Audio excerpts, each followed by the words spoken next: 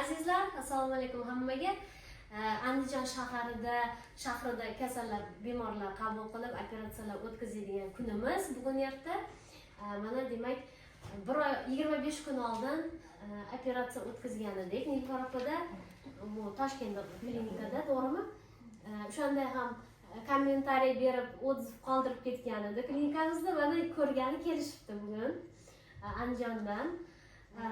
25 kun o'tgan demak operatsiyasiga. Katta operatsiya bo'lgan edi bularda. Shu ingichkacha stomani yopib, ingichkacha to'g'richikka ulangan laparoskopiya usulida, to'g'rimi?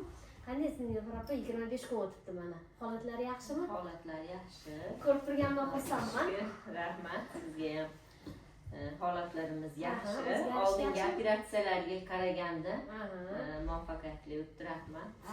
Buna qiynalmadingiz? Yo'q, qiyinchiliklar yo'q. O'sha больницada Toshkentda javob berganimcha, hech qanaqa muammosiz yaxshi yurdingizmi? Holatlarim yaxshi. Hammasi, harakatlar. Hozircha harakatlar bor, yaxshi yuribmiz. Ichingiz kelyapti? Ichim kelyapti. Ha, yaxshi. Natija Oyoqlar yaxshi. yo'q.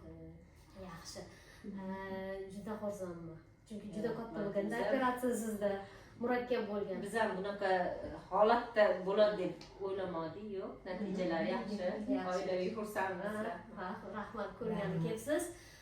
Mana tekshirib ko'rdik, yana qayta ulangan joylarda ham boshqasida ham muammo yo'q. Xudo xolasa hammasi yaxshi bitgan.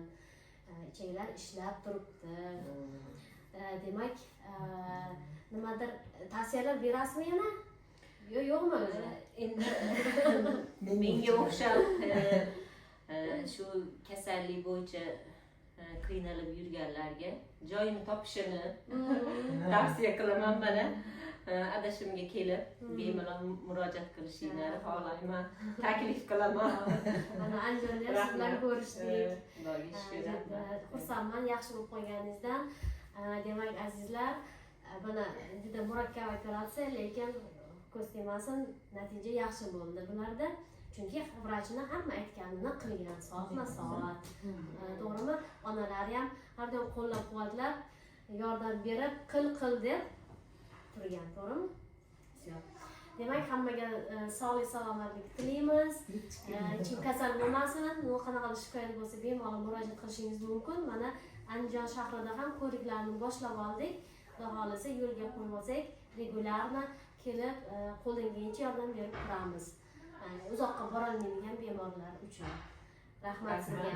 Sog' bo'ling, yaxshi bo'ling.